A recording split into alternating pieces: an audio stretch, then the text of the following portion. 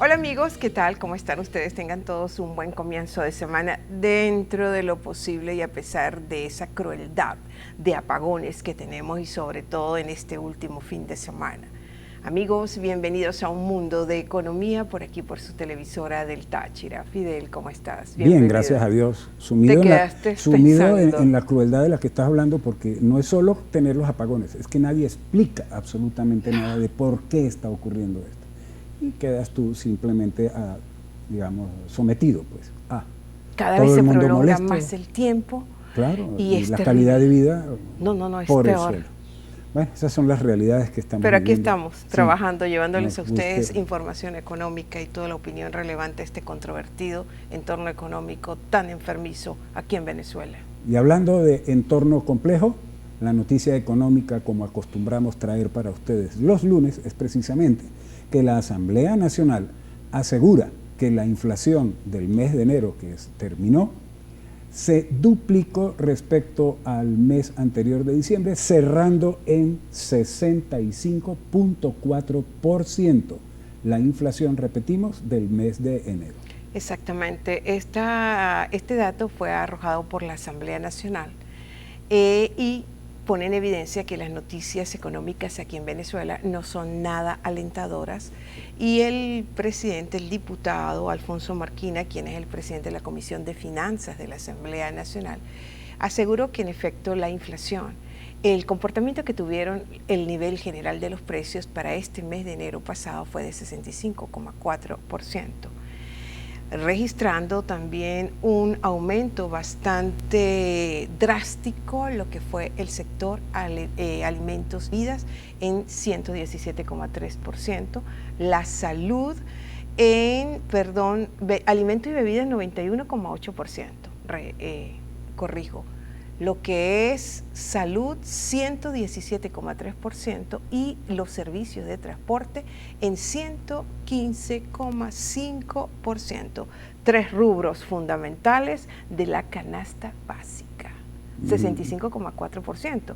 Estos son datos de la Asamblea Nacional ante la ausencia y sobre todo la sostenibilidad de mes tras mes por parte del Banco Central en cuanto a la falta de información del comportamiento de los principales indicadores económicos. Así es, efectivamente el Banco Central hasta el año pasado, finales del año pasado, volvió nuevamente a reportar, a publicar datos estadísticos sobre el comportamiento de la inflación en Venezuela, luego de 3 años de un muy incómodo silencio por parte del Banco Central, ¿no? Y que uno no se explica realmente por qué no se publica información. Lo cierto es que el Banco Central finalmente en 2019, cerrando 2019, publicó datos indicando, por ejemplo, que la inflación del año había cerrado en 130.060%, dice el Banco Central, mientras que la Asamblea Nacional, que ha estado haciéndole seguimiento y publicando información en vista del silencio del banco, reportaba para el año, estamos hablando del 18, una inflación de 1.698.844%. Para este año, el Banco Central va reportando otros datos en los que la Asamblea Nacional maneja inflación en 9.585.50% para el año 2019, arrancando el 2020 solo el mes de enero con una inflación del 65%. ¿Quién aguanta esto, Fidel? Por eso es que cualquier divisa, lo hemos dicho aquí, cualquier divisa es fácilmente succionada por la hiperinflación que tenemos nosotros aquí en Venezuela. Nada alentador el panorama económico nacional para este año. Y vamos ahora con una reflexión.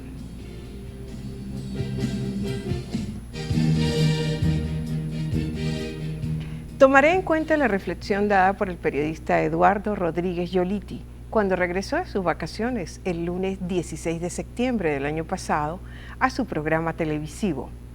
Dio esta idea a su regreso, luego de pensar en mi periodo vacacional sobre Venezuela y lo que pasa, saqué esta conclusión. Así dijo Rodríguez Yoliti.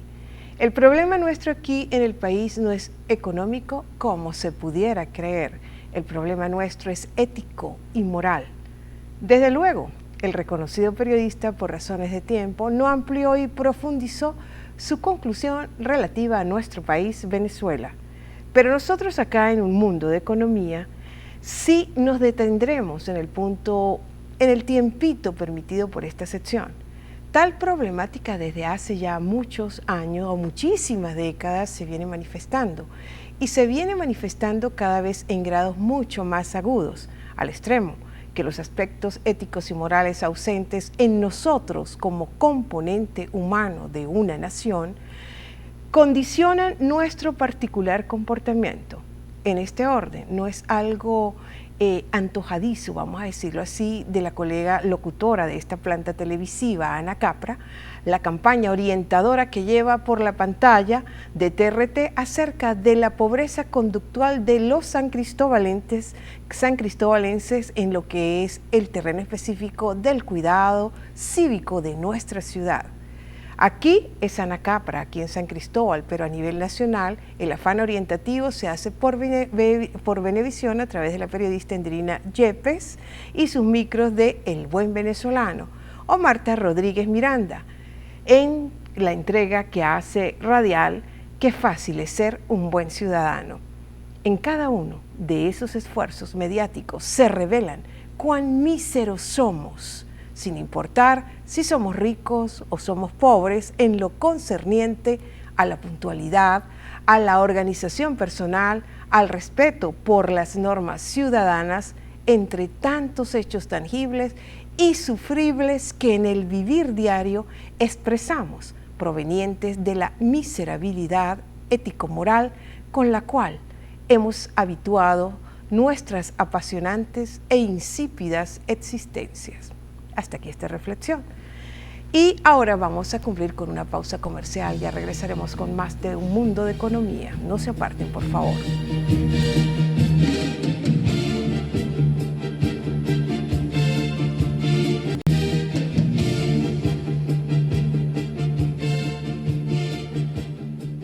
Continuamos, amigos, con más de Un Mundo de Economía. Vamos a continuación con nuestra sección del Diccionario Económico y Social.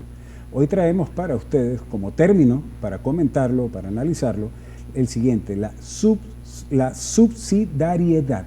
Subsidiariedad. Un término interesante, tiene que ver con subsidio. Bueno, sí, es el término justamente que hemos seleccionado para esta sección hoy lunes.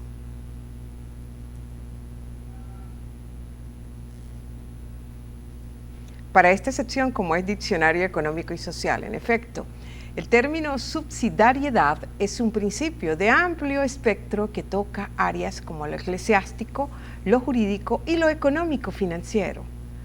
Cualquiera sea el área, el Estado tiene un papel relevante por encima de los particulares o miembros de la sociedad civil o mundo civil.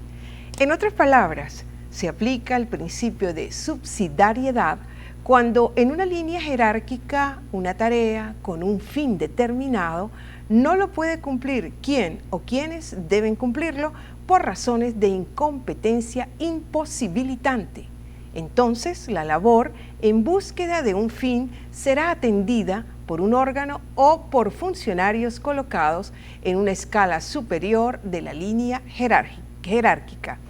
Esto es que alguien más capacitado que otro le toca hacer una tarea donde está sobrado.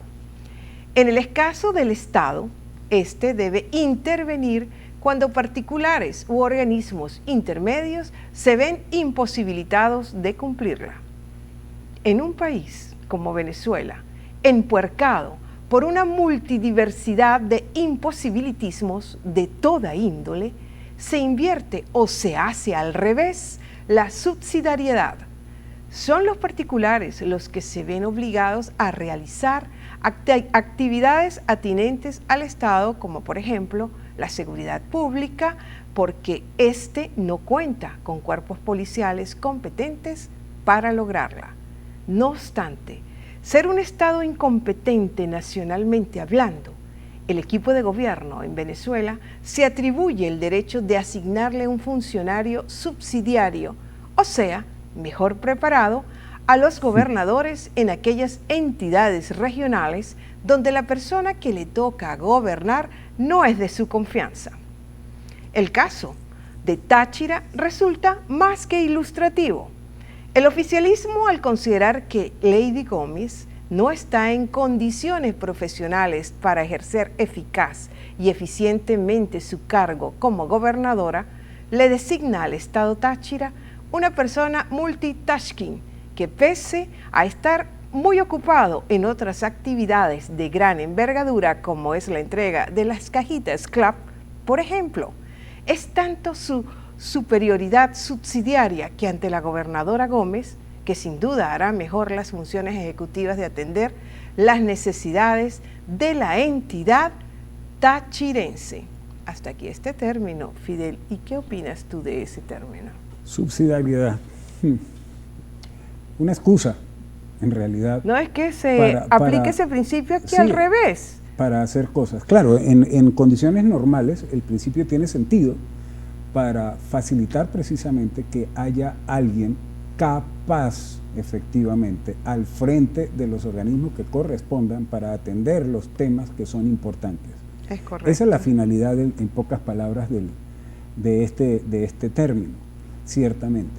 Y eso funciona, efectivamente, cuando el sistema funciona. Que no es el caso en Venezuela, porque entonces aquí se le hace una interpretación diferente digamos, a la técnica, a la herramienta de la que estamos hablando, y entonces se hace uso de la subsidiariedad para más bien intervenir e interferir en el desempeño de otros órganos a quienes les compete. Por supuesto. Y esta práctica malsana, enfermiza, que se ha desarrollado en Venezuela, bueno, nos ha traído a tener 2 presidentes, 2 asambleas nacionales, o 3, porque uno ya va más allá, 2 fiscales generales de la República, 2 contralores. Y parece usted de contar. Lo que no podrán haber será 2 países. No, en principio, pero si de continuar las cosas así, bueno. Cualquier cosa no es de,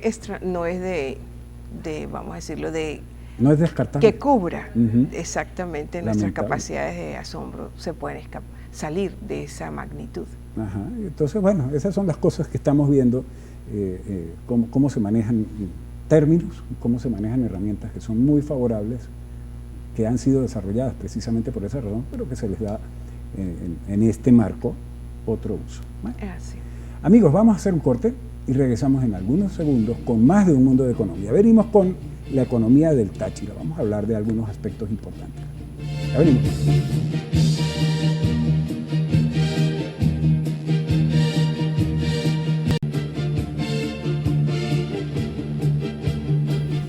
Nuevamente aquí con todos ustedes a través de Un Mundo de Economía por su televisora del Táchira. Vamos ahora a nuestra sección acostumbrada de cada lunes, como es Táchira y su economía. ¿Qué le traemos para hoy? Nada más y nada menos con una buena interrogante que debemos hacernos: ¿de dónde salen los pesos y los dólares que están circulando en nuestro estado Táchira? En el contexto de la dramática crisis económica que vive el país y de donde por años, vale recordar, hubo muchas restricciones respecto al uso de divisas en el territorio nacional, específicamente del dólar, que ha sido tan satanizado por este gobierno nacional, ahora, sin ton ni son, y ante la pérdida totalmente adquisitiva del bolívar, porque vale recordar que el año pasado se depreció casi en el 100%, pues se autoriza la circulación de las divisas, de las monedas extranjeras, como una válvula de escape. También es importante recordarles que a través del convenio cambiario número 1 de octubre pasado se despenalizó el uso y las transferencias que se hicieran y los pagos en monedas extranjeras. Pero ¿de dónde salen estos dólares y estos pesos que circulan por nuestro estado? Vale también en su condición de ser un estado fronterizo donde mayormente circulan son los pesos, Fidel. Así es, efectivamente, y por la práctica pues de este convenio número 1 y también del último convenio previo, el número 30 de la anterior, Ciertamente el gobierno venezolano pues hizo un giro de 180 grados respecto al manejo que venía haciéndose de la divisa, del manejo de divisas en la economía venezolana. Un giro que, por cierto, no se ha explicado, nadie tiene claro por dónde ocurrió, pero lo cierto es que está allí, en un contexto de crisis económica, en un contexto también donde el Banco Central de Venezuela ha venido restringiendo la circulación del bolívar como moneda. Es que ya no hay, se lo comió la hiperinflación. Se lo comió por un lado y por el otro retiraron efectivo pues, para tratar de controlar el comportamiento de la inflación. Lo cierto es que pues, todo esto, más la pérdida de valor, más la pérdida de confianza, más el hecho de que el bolívar dejó de cumplir sus funciones como moneda, pues ha ido llevando de forma natural a que el venezolano de a pie, la persona natural y las empresas de todo tipo, busquen refugiarse en consecuencia en otra moneda. Y esto ha acelerado la dolarización de la economía. Una dolarización que está ocurriendo de facto, de hecho, en algún grado importante de forma espontánea, pero que también está aprovechando el gobierno para impulsarla de una forma que, por cierto, es bastante desordenada. Lo cierto es que, indiferente de todo esto, está circulando una cantidad importante, muy alta, de dólares y euros a nivel nacional y aquí en el Táchira, por supuesto, y por la condición de frontera aquí está circulando una masa de pesos importante. Y mucha gente se pregunta, y nosotros nos preguntamos, y es bueno responderlo, ¿de dónde sale esa masa de dólares y de pesos que circula en el Táchira y que circula en el país? En primer lugar, Henkel García, de Econométrica, por ejemplo, explica que gran parte de esos dólares y pesos que circulan vienen de los ahorros que a lo largo de muchos años han hecho muchos venezolanos en otra moneda por desconfiar del bolívar. Entonces tienen ahorros en dólares, en bancos en el exterior, tienen ahorros en euros, tienen ahorros en pesos en Colombia y gradualmente los están trayendo. Esa es una fuente de ese dinero que está aquí. Una segunda fuente de dólares y pesos lo constituyen las remesas. Las remesas que venezolanos que se han ido del país dentro de esto que llamamos la diáspora y están apoyando a los familiares que quedaron atrás, están enviando remesas que sin embargo no van en proporción con el tamaño de la diáspora, con esos 6, 7 millones de venezolanos o más que están fuera del país. Sin embargo, esas remesas llegan a alrededor de 4.000 millones de dólares anuales y ese dinero ingresa en buena medida por Colombia y es precisamente en pesos. La tercera fuente de esos dólares viene de la economía ilegal, porque este desorden de la dolarización permite que esto se preste para que, digamos, la economía oscura tenga acceso a una economía abierta y pueda lavar capitales. Y según los expertos, esta tercera razón o fuente es la que está aportando la mayor parte de esa masa de dinero, que se calcula ya supera la masa de bolívares que está circulando en la economía. Se habla de alrededor de unos 900 millones de dólares que están circulando ya en la economía venezolana. Pero igual, producto de las actividades ilícitas, de las economías subterráneas. Ajá, donde entran muchas cosas que van desde el terrible narcotráfico hasta el contrabando que es tan común en la frontera, en esta frontera. Claro. El contrabando de miles de cosas que aporta tanto dólares como pesos que ingresan también y bueno, entran a la economía a circular. Y vale ciertamente pues responderse eso, ¿no? De ahí vienen estos dineros. Y esto nos trae también a, digamos, a una reflexión, porque también uno se pregunta dónde colocan los dineros en Venezuela y en el Táchira de toda esta masa de dinero que está entrando al país. La reflexión, es un hecho, sin lugar a dudas, que la economía venezolana se está dolarizando y la tachirense se está pesizando a una gran velocidad. Se trata de un proceso desordenado, como estamos comentando, y en alto grado espontáneo. Ahora bien, es un hecho también que está circulando una enorme cantidad de pesos y dólares cuya magnitud es imposible de calcular y precisar. eso lo dicen los expertos, solo se puede estimar. Y en ese sentido, los expertos en la economía venezolana afirman que la cantidad de dólares, euros y pesos en circulación superan efectivamente ya la masa monetaria en bolívares, que están en el circuito económico nacional y obviamente regional en Táchira. Vale preguntarse, ¿dónde se están guardando esos pesos y dólares? La dolarización está haciendo, esto es un hecho, que los negocios y personas a los que les va bien acumulen grandes cantidades de efectivo en divisas.